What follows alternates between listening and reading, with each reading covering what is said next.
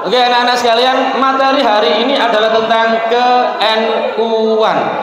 Ada yang tahu ini logo apa? NU.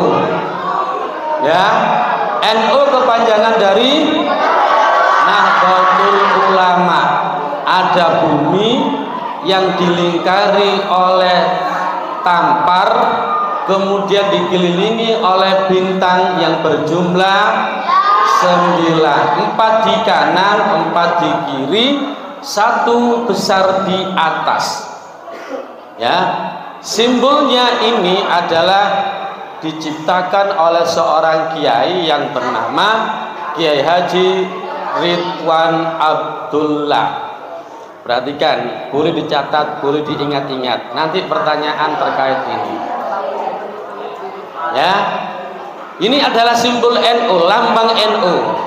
Bumi adalah menyimbolkan tempat kita hidup. Kalian semuanya hidup di mana? Bumi, tempat kalian mencari nafkah, tempat kalian beribadah, tempat kalian belajar. Tidak bisa kita tinggalkan bumi. Seseorang yang meninggalkan bumi artinya dia sudah dalam kategori meninggal. Makanya dikatakan meninggal dunia.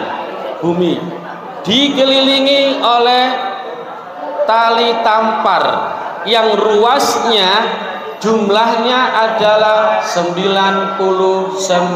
Ini ya, ruas itu ini ruasnya 99, menyimbolkan nama dari apa? 99 itu Asmaul Husna. Ada bintang kecil di kanan, ada bintang kecil di kiri. Yang di kanan adalah sebagai simbol dari Khulafaur Rasyidin yang jumlahnya ada 4. 1, siapa? Abu Bakar As-Siddiq. 2, Umar bin Khattab. 3, Utsman bin Affan. 4, Ali bin Abi Thalib.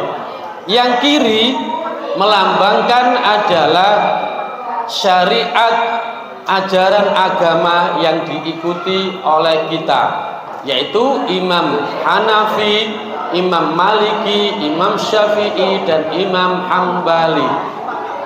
1 bintang besar di atas menyimbolkan dari Rasulullah Muhammad Sallallahu Alaihi Wasallam. Berapa jumlah bintang seluruhnya? 9. 9 itu bahasa Jawanya apa? Berarti Wali Songo. Kenapa kok disimbolkan Wali Songo? Karena NU disebarkan di Indonesia. NU mengikuti ajaran dari Wali Songo yang jumlahnya 9. Coba kita sebutkan di Jawa Timur. Kita urut dari timur sendiri. Sunan Ampel, terus ke Gresik, Sunan Giri, apalagi Maulana Malik Ibrahim, Sunan Derajat, terus ke barat lagi Sunan Bonang, ke barat lagi Jawa Tengah sudah 5 ya, Sunan Kalijogo, terus Sunan Muria, Sunan Kudus, kurang 1, langsung ke Jawa Barat. Mana kurang 1? Sunan Gunung Jati yang ada di Cirebon. Pernah ke sana kalian? Tidak pernah. Ya, nanti saya diajak kalau saya ke sana, saya tunjukkan. Oh, ini Sunan Giri. Oh, ini Sunan Ampel. Ya. Wali Songo adalah yang menyebarkan pertama kali Islam di Indonesia. Wali Songo ketika menyebarkan Islam di Indonesia tidak menggunakan kekerasan, tidak dengan perang, tidak menggunakan pedang. Ayo, kalau gak mau Islam, saya tidak ada. Dengan jalan damai, ya, Wali Songo berdagang, pergi ke pasar, menunjukkan sifat kebaikannya, akhlak yang baik kayak kamu, ya, tampilannya yang rapi. Tidak kemudian rambutnya gondrong.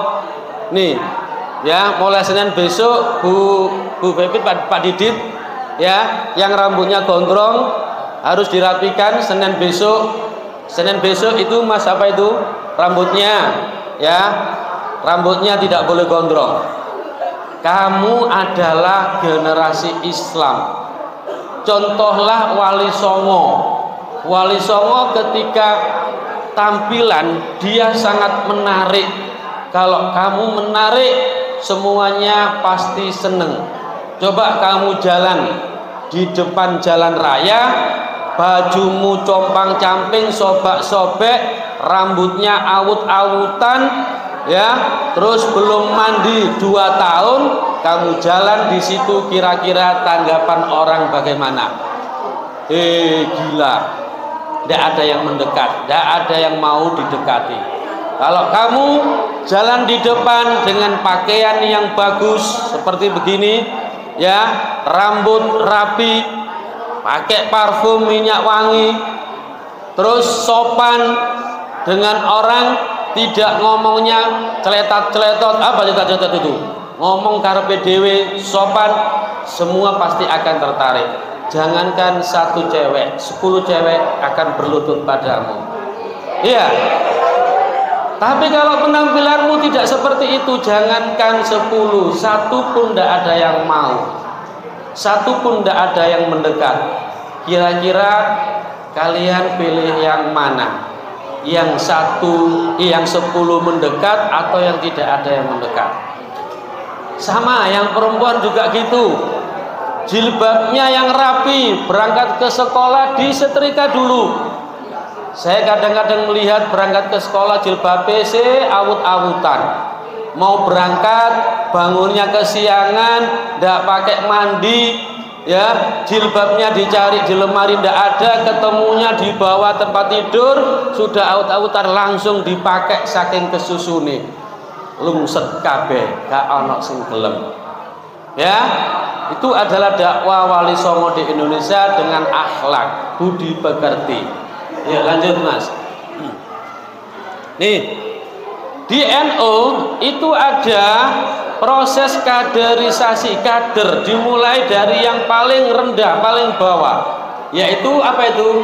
IPNU dan IPPNU.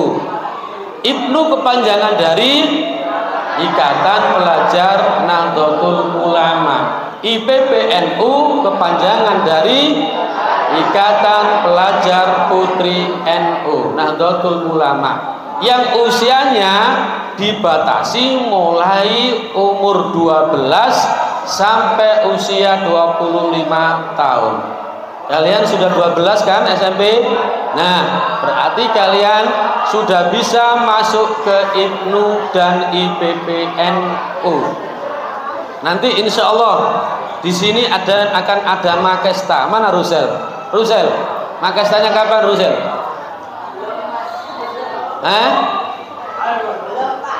Ya, ada makesta, masa kesetiaan anggota.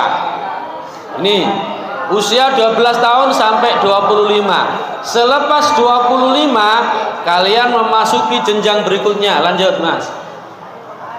Nah, ini ada yang laki-laki masuk ke Ansor dan Banser, usia 25 sampai 40 tahun. Nanti kalau kamu sudah usia 25, ya, kalian masuk ke anggota Ansor. Ansor itu punya pasukan berani mati, ya, namanya Banser. Apa Banser itu? Barisan Ansor Serbaguna. Nanti kamu dilatih kayak Pak Setio tadi, polisi, dilatih kayak tentara, kayak ABRI, kayak TNI. Saya dulu ikut pelatihan 3 kali. Pertama namanya TOT, Training of Trainer. Yang ngelatih adalah marinir Angkatan Laut, ya, anak sekitar 50 atau 60. Latihannya sangat berat sekali, meloncat-loncat, melewati duri, ya, jalan di malam hari jam 1 di hutan tanpa pakai alas kaki.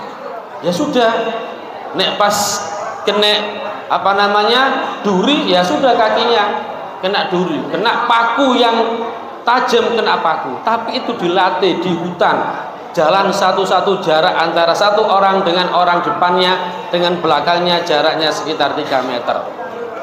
Malam hari di hutan, bayangkan, tidak ada apa-apa, tidak kelihatan.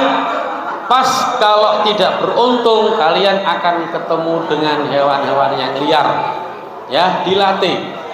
Panas jam 12 tengah hari, kaki tidak boleh pakai alas kaki, hanya pakai training panjang, nggak pakai baju, berdiri di depan selama 1 jam. Itu latihannya seperti itu. Menjadi apa? Supaya kalian menjadi orang yang punya mental yang kuat, sekuat baja. Kalau kamu tidak dilatih seperti itu,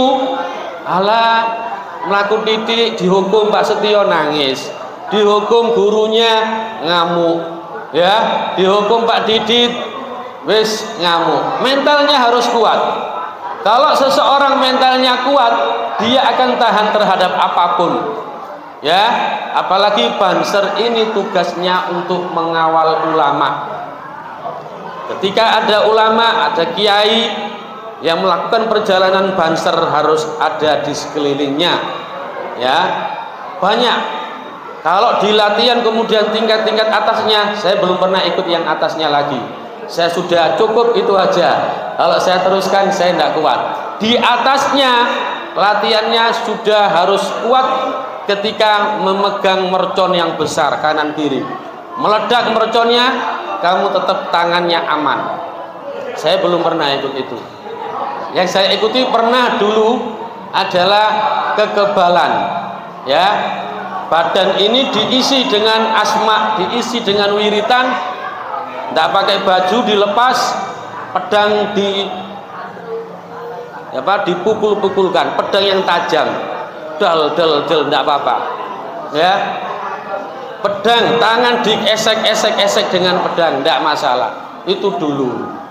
Ya, nanti kalian kalau kepingin jadi Banser, nanti ikut pendaftarannya. Nih, usia 25 sampai 40 tahun yang laki-laki. Lanjut. Yang perempuan masuk ke Fatayat setelah usia 25 tahun, maksimal 40 tahun, ya. Fatayat itu artinya pemuda atau pemudi perempuan. Bahasa Arab Fatayat itu, ya, pemudi. Usianya sama dengan Ansor Banser, antara 25 sampai 40 tahun. Lanjut. Nah, di atas itu ini adalah kumpulan dari emak-emak yang perempuan muslimat, ya, muslimat Nahdlatul Ulama. Muslimat itu berasal dari bahasa Arab, artinya orang Islam perempuan. Ya, ini ya, yang perempuan. Ini muslimat di NU itu terkenal sebagai kelompok yang sangat militan. Saya bertanya Bu Nining itu, kalau muslimat itu kemana-mana yang paling banyak yang hadir itu emak-emak. Ya, yang paling banyak. Seragamnya 1 tahun bisa ganti 10 kali. Orangnya sangat militan. Disuruh beli seragam, tidak pakai mikir, langsung beli. Itu muslimat. Saya melihat kemarin di Sidoarjo 1 abad NU, ya, Februari tahun kemarin atau 2 tahun yang lalu. Stadion mana itu? Sidoarjo Gor Delta Sidoarjo. Itu kapasitasnya kalau untuk pertandingan bola yang di tribun itu 40.000. Kemarin Februari tanggal berapa saya lupa, yang memenuhi stadion Gor Delta Sidoarjo paling banyak adalah emak-emak ibu. 1 juta, ya, di dalam itu. Tribunnya penuh, di lapangan hijaunya juga penuh. Kemudian di luarnya juga penuh. Sehingga lapangan itu diputari, dikelilingi oleh orang-orang itu. Kebanyakan 75% adalah ibu-ibu. Ya, oke. Ini terakhir. Nah, anak-anak sekalian, inilah yang membedakan ajaran NU dengan yang lainnya. Ada 4 prinsip dasar. Yang pertama apa namanya? tawasud. Yang kedua, tawazun. Yang ketiga, i'tidal. Yang keempat, yang keempat tasamuh. Apa itu tawasud? Moderat, di tengah-tengah. Tidak berpikir mengikuti pikiran kaum faham yang kanan, tidak mengikuti pemikiran kaum pemikiran yang kiri. Apa itu kanan? Kanan itu adalah pemikiran yang bersifat radikalis dan fanatisme. Tahu sama radikalis itu? Apa radikalis? Radikalisme adalah sebuah faham, sebuah pemikiran, sebuah gerakan yang sangat mendasari segalanya terhadap ajaran agama yang kaku, yang ketat. Siapapun tidak sama dengan dia, maka dia dianggap sebagai orang kafir. Ya, sampean sholat subuh pakai kunut. Mereka yang berpikiran radikal, ketika melihat orang subuh kunutan, dia akan mengatakan kunut itu bid'ah, kunut itu sesat, sesat itu nanti masuk neraka. Radikal. Dan juga moderat itu tidak condong ke kiri. Kiri itu adalah aliran liberalisme, komunisme. Apa itu? Liberalisme itu adalah aliran yang sangat bebas sekali. Banyak hari ini berkembang aliran ini dengan mengatakan diantaranya sholat gak wajib. Iya, benar apa enggak? Jangan ikut-ikutan, karena di Al-Quran itu sholat tidak diajarkan. Betul apa tidak? Saya kasih tahu sedikit ya bocorannya. Dalam Al-Quran memang tidak pernah diajarkan sholat itu harus takbir dulu, kemudian ada ruku, ada sujud. Tidak ada. Yang diajarkan adalah di hadis Nabi. Mereka yang berpikiran liberalis akan mengatakan, "Geopo sembayang, lapo sholat." Wong Al-Quran gak muruni sholat. Ya, apalagi Al-Quran itu sholat itu artinya doa. Cukup doa tok, gak perlu takbir, gak perlu rukuk, gak perlu sujud. Ini adalah paham liberalisme. NU ada di tengah-tengah, ya, tidak radikal dan tidak liberal. NU di tengah-tengah, ikuti Al-Quran, hadis dan ijma. Kemudian yang kedua, tawazun, seimbang. Seimbang itu adalah pemikiran dalam NU itu antara kehidupan dunia yang saat ini kita lakukan dengan kehidupan di akhirat harus berjalan seimbang. Tidak boleh sampean sembayang terus gak nyambut gawe, gak oleh nyambut gawe terus gak sembayang. Dua-duanya harus seimbang. Urusan akhirat kita lakukan, urusan dunia kita lakukan. Itu NU. Yang anak-anak yang pelajar, ya, belajar yang rajin juga dilakukan. Jangan lupa juga adalah anak-anak berdoa dan belajar. Dua, belajar dan berdoa. Belajar tok belum tentu berhasil. Berdoa tok juga tidak tentu berhasil. Dua-duanya harus sejalan seiring. Ya belajar, ya berdoa. Yang ketiga, iktidal, adil. Apa maksudnya? Adil itu begini, ya. Adil itu begini. Saya punya anak. Misalkan satu anak saya SMA, satu anak saya SD. Saya kasih uang saku. Adil itu saya kasih uang saku, misalkan satunya 10.000, yang SMA, yang SD juga 10.000. Itu namanya adil tidak? Adil, ya. Tapi itu tidak baik, karena anak SMA kebutuhannya sudah banyak, maka dia boleh uang sakunya 10.000. Tapi yang SD uang sakunya ya jangan 10.000. Wong sik tuku permen, tuku kerupuk opil, kadang-kadang gak ono kerupuk, ya tinggal upil tok. Ya, cukup 2.000. Nah, itu adil. Meletakkan, kalau dalam bahasa Arabnya adil itu adalah wad'u syai'in fi mahallihi, meletakkan sesuatu pada tempatnya. Ini apa namanya? Kopiah. Ditaruh mana letaknya? Di kepala. Ini adil. Kopiah saya taruh di bokong, saya dudui, kira-kira adil tidak? Tidak adil. Meletakkan sesuatu bukan pada tempatnya. Oke, terakhir, tasamuh, toleran. Apa toleran? Ada yang tahu? Apa toleran? Toleran itu adalah menghormati dan menghargai pendapat yang berbeda. Kita sebagai umat Islam, kita sadar ada saudara kita, ada teman kita yang beragama selain Islam. Kita hormati, tidak boleh dihina, tidak boleh dibully. Apa kau agamamu gak Islam, mlebu neraka? Tidak boleh. Hormati dan hargai. Ya, sama teman yang berbeda, dihargai, dihormati. Oke ya.